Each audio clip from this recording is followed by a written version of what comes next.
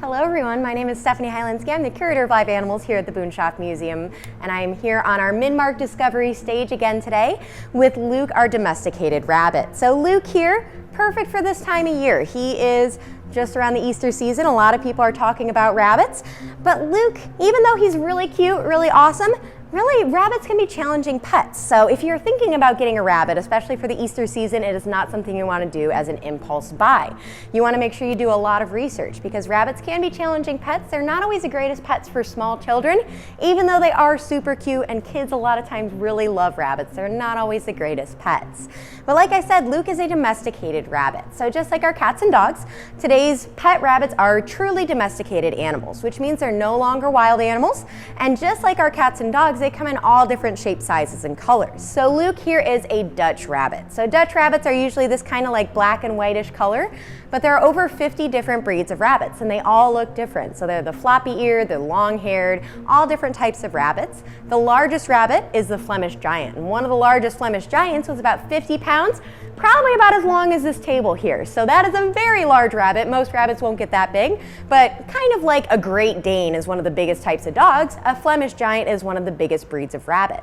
And Luke here has a couple special adaptations to help him survive. So unfortunately for rabbits, they are at the bottom of the food chain, which means that they do not eat other animals. Instead, they are prey or food for lots of different types of animals. So rabbits are food for foxes, birds, all different types of animals will choose to eat rabbits for dinner. And because of that, rabbits have to have a lot of special tools and adaptations to help them survive, watch out for predators, and also run away from those predators if they have to. So if you look closely at Luke's face, you might see he's got very large eyes and very large ears. So I always say, look at an animal's face, you might be able to tell what it's good at. So if you see an animal with really large ears, probably means it has very good hearing. So Luke here has amazing senses, especially his hearing and his eyesight are very, very good. And his eyes are set on the sides of his head. So you might notice, unlike our eyes, his eyes are on the sides of his head. So what I like to say about mammals especially, our eyes on the side, I like to hide, eyes in the front, I like to hunt. So you can see Luke's eyes are on the side, just like a deer or another one of those prey animals. So animals with the eyes on their sides of their head are usually prey animals, animals that hide from other animals. And having the eyes on the sides of his head actually gives him great peripheral vision. So Luke can see all the way around his body. He can actually see my hand way back here. He can see behind himself.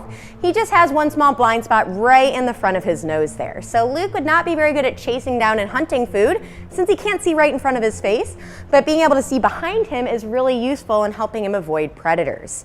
And then those really large ears, obviously, really great for hearing and listening out for predators, but they also act like built-in air conditioners as well. So they help to cool the rabbit off during the summertime. There are large veins in his ears that actually help to cool him down during the summertime. So a lot of times those large animals, they have big ears to help them hear, but then just like our bad-eared foxes here in the Discovery Zoo, they use them to help cool down in the summertime as well.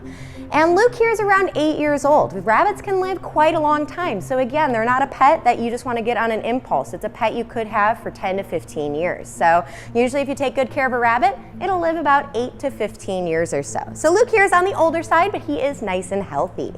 And rabbits are herbivores, so they pretty much just eat plants, so grasses, hay. They will sometimes eat snails, slugs, maybe things they find when they're digging around in the garden.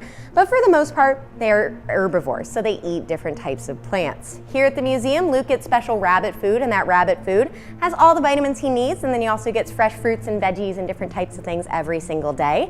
He does like carrots, but carrots are a small part of his diet. So rabbits should not eat carrots all day, every day. We do give him carrots a little bit every single day, but it's a very small part of his diet.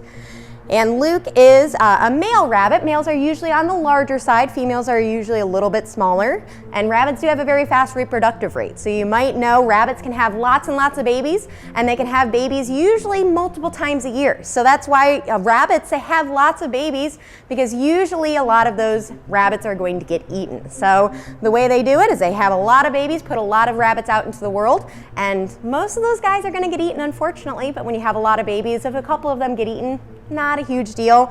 And even though it's a little sad for the rabbit, that is their place in the food chain. They are food for different types of animals. Thank you guys so much for joining me today to meet Luke, and enjoy the rest of your day.